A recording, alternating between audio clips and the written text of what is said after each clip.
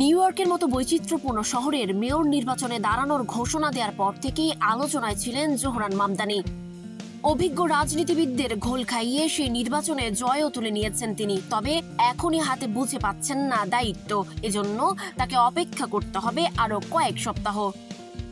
কিন্তু ক্ষমতায় বসে কি কি করবেন সেই পরিকল্পনা সাজাচ্ছেন নিউ ইয়র্কের প্রথমেই মুসলিম মেয়র।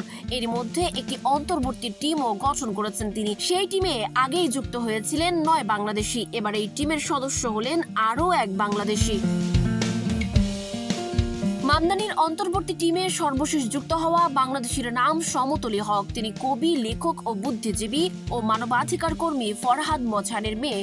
পেশাগত জীবনে সমতলী শিক্ষাবিদ ও আইনজীবী। মানবাধিকার রক্ষায় নিবেদিত সমতলী মামদানির মেয়র প্রার্থিতা ঘোষণার পর থেকেই নির্বাচনী প্রচারণায় সরাসরি যুক্ত ছিলেন।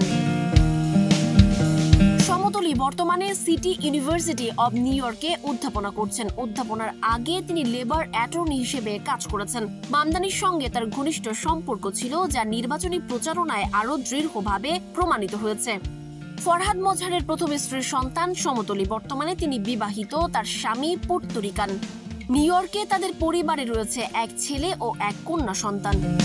10 জন বাংলাদেশি অন্তর্বর্তী টিমের সদস্য হওয়ায় বাঙালি কমিউনিটিতে আনন্দের বন্যা বইছে। কমিউনিটি সদস্যরা মামদানির প্রতি কৃতজ্ঞতা প্রকাশ করছেন। জোহরান মামদানি আগামী 1 জানুয়ারি নিউ ইয়র্কের মেয়র হিসেবে শপথ নেবেন। লন্ডনে মুসলিম মেয়র নির্বাচিত হওয়ার পর এবার বিশ্বের বাণিজ্যিক রাজধানী নিউ ইয়র্কেও মুসলিম নেতৃত্ব।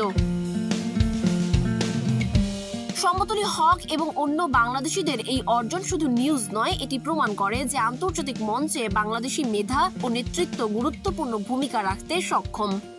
সানজিদা আফরিন, সোনিয়া, নাগরিক, প্রতিদিন।